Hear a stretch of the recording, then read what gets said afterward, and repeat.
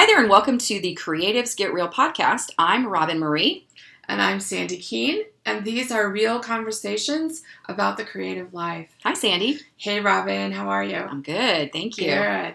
So talk to me. You came to me and had this idea about podcasting. Why were you thinking podcasting? Well, I listen to podcasts, as I know you do. You're always sending me suggestions on, Yes. hey, you need to listen to this podcast. And they're very informative, but they're convenient because you can listen to them in your car. You can listen to them while you're doing your housework. And I thought, we have some awesome conversations just over the art table when we're creating. Mm-hmm. And I often say, that would have been a great podcast episode. And it's techie, and I love techie stuff, and it just sounded like fun. And it's creative, and I love creative stuff, and so do you. Absolutely. And I know for me, I often create alone, and I know you do too. And we don't really get the chance that often to create with a friend. And that's why I like to listen to podcasts while I create, so I'm not quite alone. Yeah, exactly. So, it's like we're there in the room, yeah, creating together with those that are listening to us. Right. So I hope that people will do the same thing. Pull out a project if you're there alone, and then turn us on, and we'll be there with you. Yeah. So tell me about the Creatives Get Real. Like, what is that?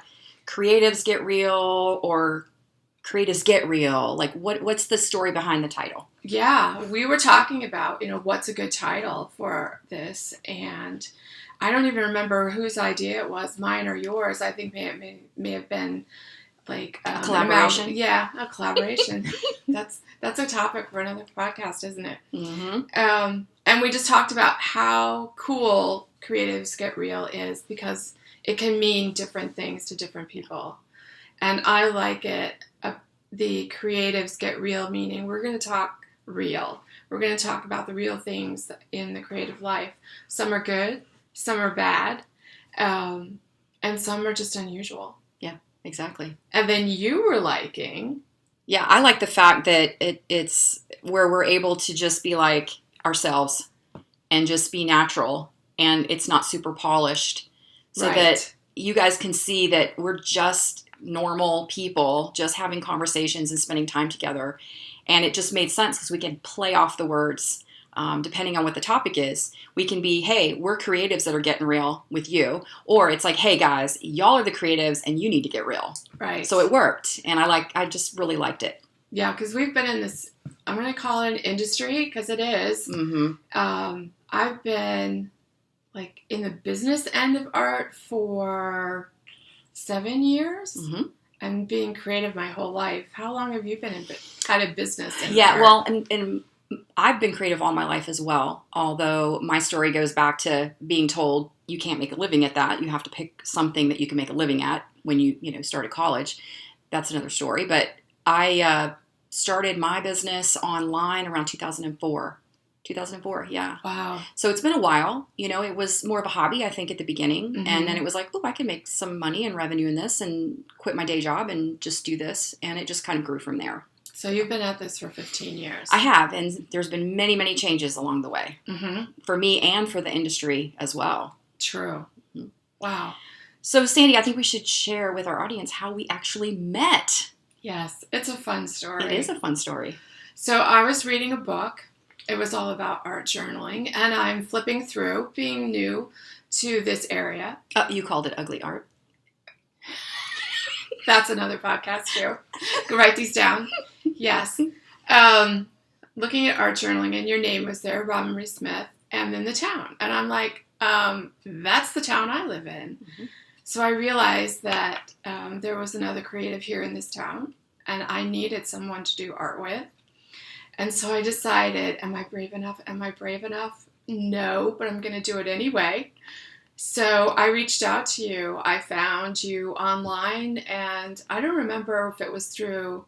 Did I email you? Contact? I think you emailed me. Yeah, and yes. it was a nice email, and it was sort of, hey, I found you in this book, and we live in the same town, and how about we get together and have some coffee? And it was like, okay, I thought, that would be nice, because I don't really have a lot of art friends even here myself. I'm creating alone in my studio, and how fun would that be? And hopefully she's not a crazy person that's going to stalk me. I know, you really do take a chance because Yeah. I didn't know who you were. That goes both I ways. mean, literally, you were a name in a book. That's all I knew about you. And I was just an email. Mm-hmm. And yeah, let's hope neither one of us are crazy. Right. And we met at Panera. We Yeah, decided to have I lunch. don't drink coffee. Because Sandi doesn't drink coffee. So we settled on Panera. And so we went there. And I can still sort of see that day. And I remember lots of things that were takeaways. But I do remember once we got our food, I said, okay, do you mind if we say a blessing, if we pray for the food? And you were like, yeah, absolutely. And I was like, yes. Okay, so we've got something in common here, even beyond art. Right. This could be good. This could work. We got a shot here. Absolutely, because that was important to me, and I was really thankful that that you said yes. And I was actually going through a difficult time in my life because I was dealing with depression during that time, and it really took a lot for me to actually even say yes, because I thought, I'm not going to be 100%. It's very difficult for me to be around people right now. She's just not going to be impressed. Like, she's going to be, this girl is like a wet noodle. I don't want to spend any time with her. And so it was really hard for me to say yes, but I wanted to. Mm-hmm. And I'm so glad I did. I'm glad you did too. And I had no idea that you were in depression. It didn't show. You hid it very well. I had no idea. I loved how open you were, and you were willing to talk, because I made the huge mistake of Googling your name right before I left for Panera, and your name came up about 15,000 times. And I'm like, oh crap. This is not just some girl that does art. She's somebody. Oh, if I had Googled before, I never would have contacted you. So well, I'm so glad I did. I'm so glad you didn't. And I remember you telling me that when I was waiting for you outside the restaurant, and then you came up and you said that to me, and I was thinking, oh, I'm just a normal person. Right. I'm, that aside. But we had a nice lunch, and then I believe you came over to my house and we did some art time. And again, I remember thinking again, oh boy, I'm really struggling here. I want to be somebody that, she wants to be around and enjoy and have company with, but man, I'm really having a hard time. And so I'm so glad not only did I get better and things got better, but that we continued our relationship and it evolved a lot. And we've gone through so many ups and downs and so many changes over the years. It's been a long time. So yeah. And when you really look at it, it's amazing that we've been friends for this long, because we're pretty different people. Yeah, we are. Mm-hmm. When we first got together and we looked at each other's art, we're like, okay, ends of the spectrum.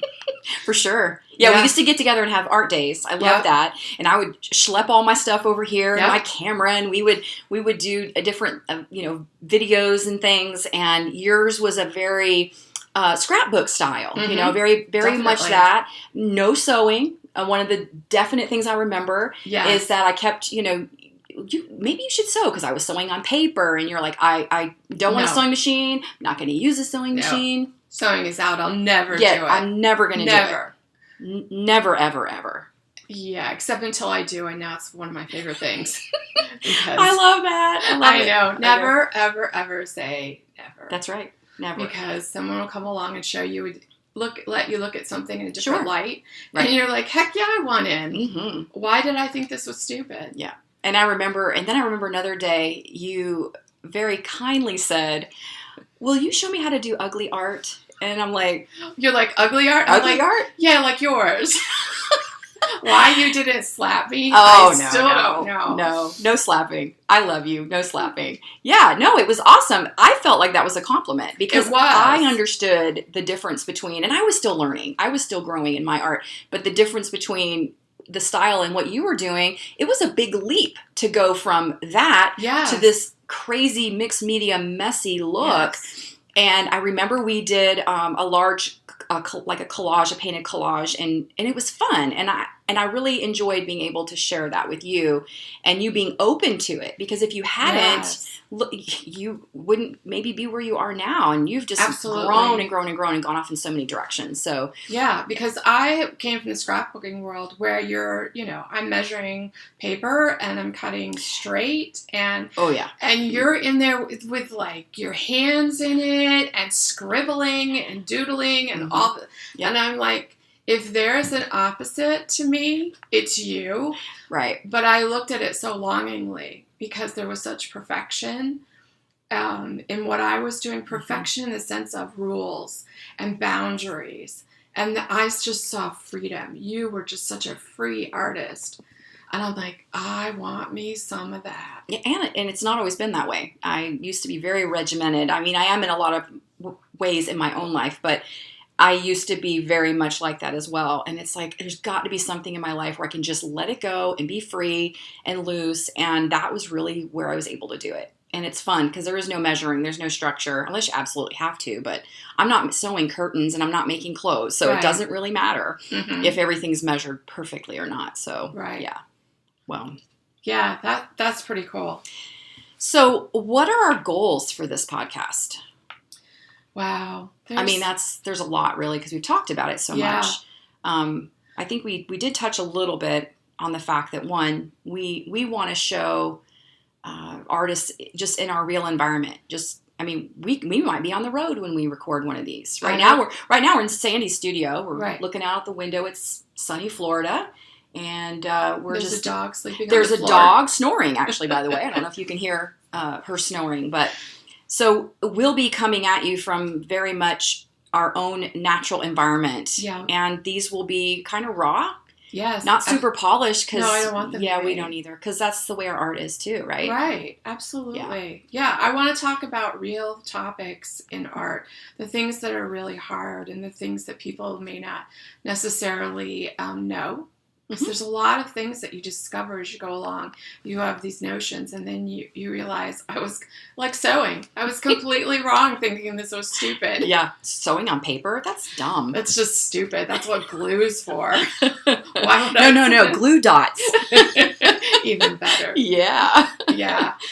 So, yeah, I want it to be real and talk about things that are important and maybe relevant, hopefully. Yeah, and I think topics that will cover a broad range of areas, not just art and creating, but also ideas about if you want to run a business or you want, every topic from confidence in your art to confidence in sharing your art to the supplies that you use. Because we talk about so many different things that we think there's definitely some benefit here to share this with our audience and let them hear our thoughts about these different topics. Can you imagine when we got started if there was a podcast where people told you the truth about, what have you bought that you have never even taken out of the package and could have saved us from buying it too? Yeah, for sure. Yeah. And that, and along with the fact that perception's not always reality. Rarely. They say that, but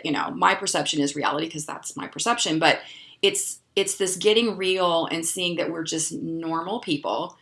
We have the same struggles. We are, we still deal with the same issues that everybody else is. Absolutely. But it's nice to know that there's others out there that are dealing with it, whether it's depression, as I mentioned, or whether it's insecurity on whether you should reach out to somebody and say, hey, I'd like to have an art friend.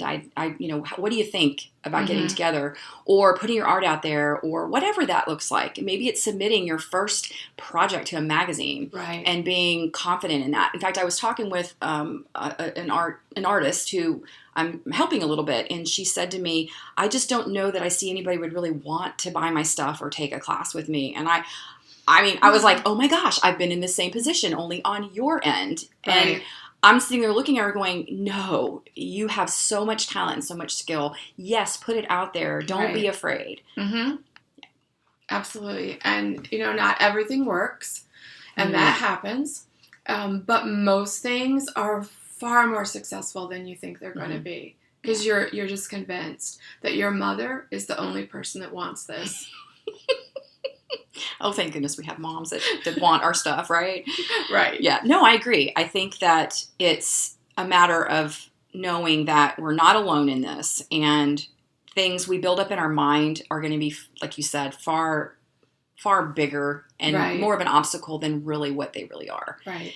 And I think that, I forget the quote, but it's talking about, fear of failure, but there's also the fear of success. And we've talked about that a lot, just in you helping me grow and in my business, that sometimes that can even be something that you fear. Absolutely. So all of that is real. And we want this podcast to be not only real conversations with us, and we laugh a lot, we act kooky, and that's awesome, but also providing you with some real takeaways that you can implement or really think about. So what do you want to leave our audience with today, Sandi? What do you think is the main thing that we want them, other than the fact they now know how we met, and you don't drink coffee, and what do you think we should send them off with? I think that the real takeaway from this story for me is that sometimes taking a chance can lead to one of the biggest changes in your creative life that you've ever had. I mean, not only do we have this wonderful friendship and we've partnered in several things, and I'm also, by the way, your coach. Yes, you are. After you coached me in art, I now coach you. Love it. Yes. In art and life. She bosses me around. That's what she does. I do. It's true. I'm good at bossing. But just taking that risk changed my art. It changed my creative life. And I never would have gotten here if I hadn't made that phone call. And that email. And me accepting that as well. And you saying yes. And being brave enough to continue the relationship and let it grow. Good, because we've been through the ups and downs. But we're not only good for each other in art and our creativity, but we also have a personal friendship. And we're close in that. I mean, my goodness, I spend Christmas Eve with you and your family. So, I mean, I feel like I've been adopted into Sandi's family. And so we really do have we just have a great friendship, even though we are very different. And that's good because we complement each other in so many different ways. And I agree. I think that's absolutely the takeaway, guys. If you are on the fence about wanting to reach out to somebody, and it's okay, you know what? Somebody might say, no, I just don't have time, or I'm not. That's okay. That's about them. It's not about you. Good point, Coach. That is exactly it. But be brave, and it may end up taking, I don't know, getting into a Facebook group and meeting people. In fact, one of my super duper art friends that's now become a family friend as well. Yeah. Her husband, my husband, we vacationed together. Go ahead and say hello to Susan. Hello, Susan. We met through Facebook. And she lives across the country, like California to Florida, where I live. Right. And yet we try to see each other twice a year. Like I said, we've been there. She's been here. Their family. And it would have never happened if we hadn't reached out and said, hey, you want to do a swap? Let's trade art. And that's how it started. Right. So definitely encourage you to not be on the fence about it. Take those chances, and you never know where it's going to end up. Absolutely. That's like the perfect place to end. I think so too. So we are so happy that you joined us for the Creatives Get Real podcast. This is our first episode. Yay! And we hope to continue to do more. Yes, we are planning on doing more. So if you guys have any questions, don't hesitate to reach out to us and ask. And until our next episode, I'm going to say goodbye and thank you for listening. Yes, thank you for listening. Bye. Bye. We hope you've enjoyed this episode of Creatives Get Real. We sure appreciate all your support. And you can find me at sandykeene.com and my teaching site, popupartclasses.com. And you can find me at robenmarie.com and my classes at robenmariestudio.com.